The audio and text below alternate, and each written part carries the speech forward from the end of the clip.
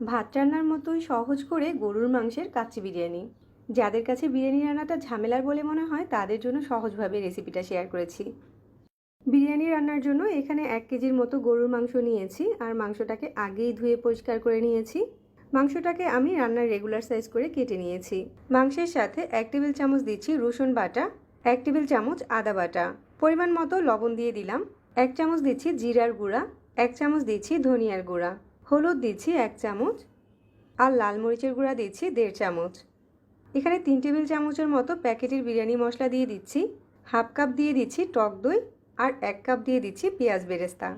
মশলাগুলো দিয়ে মাংসটাকে কিছুটা মাখিয়ে এখানে দিয়ে দিচ্ছি 1/3 কাপ পরিমাণ বেরেস্তা ভাজা তেল। এখন মাংসটাকে মশলার সাথে খুব ভালো করে মাখিয়ে নিতে হবে আর রেস্টে দিয়ে দিতে হবে 1 ঘন্টার জন্য। তাহলে রান্না করার সময় মাংসটা খুব দ্রুত সিদ্ধ হয়ে যাবে। আমি একটা ফয়েল পেপার দিয়ে মাংসটাকে ঢেকে রাখছি।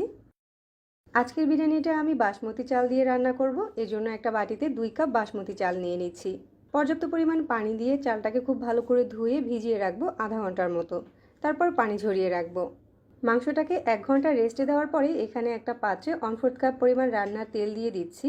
আস্ত কিছু গরম মশলা দিয়ে দিচ্ছি, দারুচিনি, এলাচ, লবঙ্গ, তেজপাতা আর কয়েকটা আস্ত গোলমরিচ। হাফ কাপ পেঁয়াজ কুচি দিয়ে দিচ্ছি। পেঁয়াজ আর গরম মশলাটাকে হালকা একটু ভেজে নিব।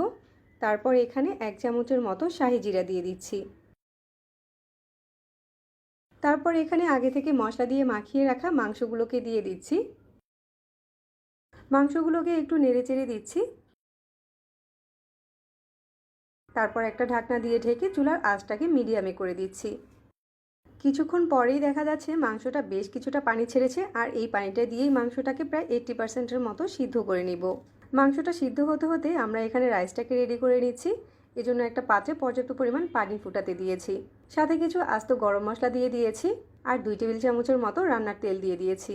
এখানে আগে থেকে ভিজিয়ে রাখা চালগুলোকে দিয়ে দিচ্ছি আর সিদ্ধ করে নিচ্ছি। ভাতটা যখন 80%-এর মতো সিদ্ধ হয়ে যাবে তখন পানি ঝরিয়ে উঠিয়ে নিতে হবে। এই বিরিয়ানির জন্য ভাতটাকে 80%-এর মতোই সিদ্ধ করে নিতে হবে। আর এই সময়ের মাঝে মাংসটাও খুব ভালো সিদ্ধ হয়ে গিয়েছে। এবার এই মাংসের উপরে সিদ্ধ করে রাখা ভাতটাকে দিয়ে দিচ্ছি। উপর দিয়ে রাইসটা বিছিয়ে দেওয়া হয়ে গেলে এখানে হাফ কাপ দিয়ে দিচ্ছি লিকুইড মিল্ক। আর এই লিকুইড মিল্কের সাথে 2 টেবিল চামচ পরিমাণ ঘি আর 1 টেবিল চামচ পরিমাণ কেওড়া জল মিশিয়ে রেখেছিলাম।